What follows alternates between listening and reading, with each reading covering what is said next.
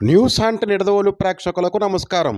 తూర్పుగోదావరి జిల్లా నిడదవోలులో హిందూ సామ్రాజ్య స్థాపకుడు, యావత్ హిందువులను మేలుకొలిపిన మరాఠా వీరుడు ఛత్రపతి శివాజీ మహారాజ్ పట్టాభిషేకం జరిగి 350 సంవత్సరాలు గడిచిన సందర్భంగా శ్రీ ఛత్రపతి శివాజీ ఉత్సవ సమితి ఆధ్వర్యంలో నిడదవోలులో ఆదివారం మధ్యాహ్నం 3 గంటలకు భారీ బైక్ ర్యాలీని నిర్వహించారు.